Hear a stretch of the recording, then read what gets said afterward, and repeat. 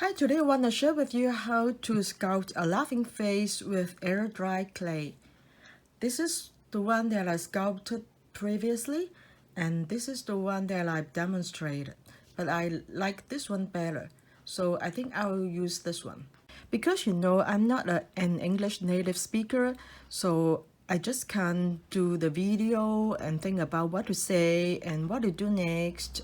So I'll just show you the photos until I'm confident with doing the sculpting under the camera. In fact, I already made 2 arms and 2 legs for the doll, but I think this head was too small, so I made this one as well. But I still prefer this one, so maybe I'll make the hair more fluffy and make the head look larger to match with the arms and legs.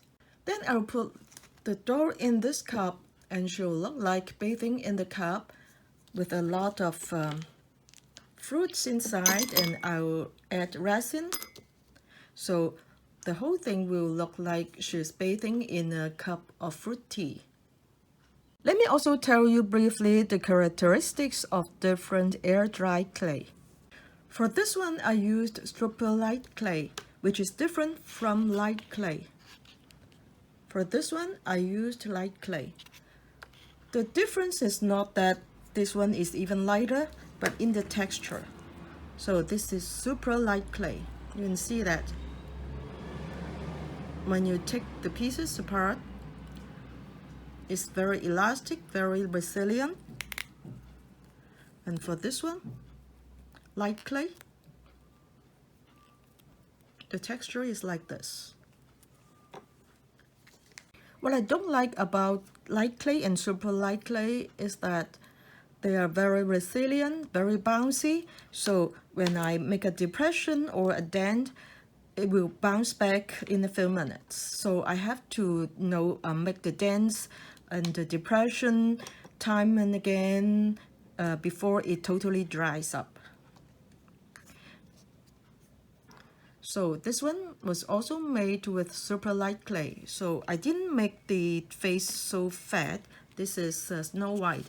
I meant to make her a little bit thinner, but because the clay bounces back, and so she ended up looking so fat. So for the head of Princess Charlotte and Prince George, I tried to use this one. I don't know the English name because it doesn't have an English name here, but the texture is like gypsum powder. But for this kind of clay, because it is white in color, so you have to add some paint. I added acrylic paint and also painted the eyes and mouth.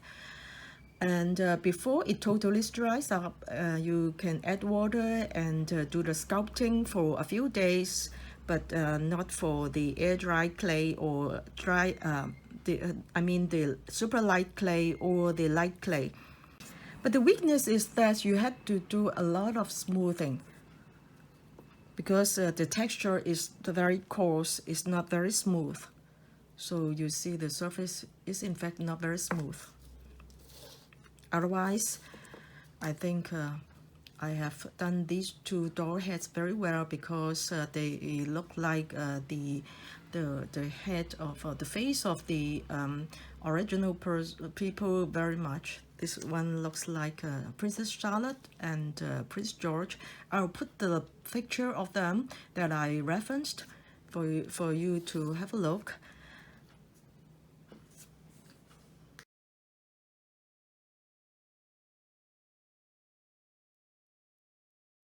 For this one, I used cold porcelain.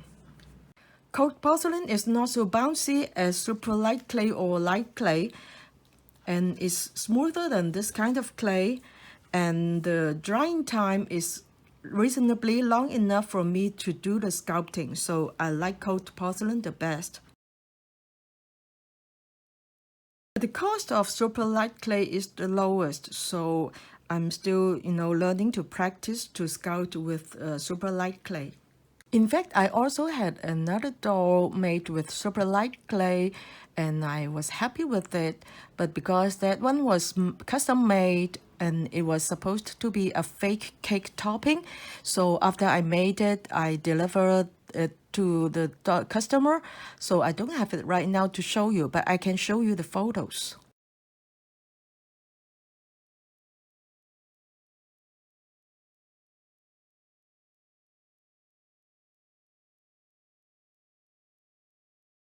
In the photos, you'll see that I used two colors of arrows, and one is purple in color. That means I press downward like so to the desk or table, and the other is orange. That means I move on in this direction or this direction. So if I say I press like this, that means I press this way, or this way, this way.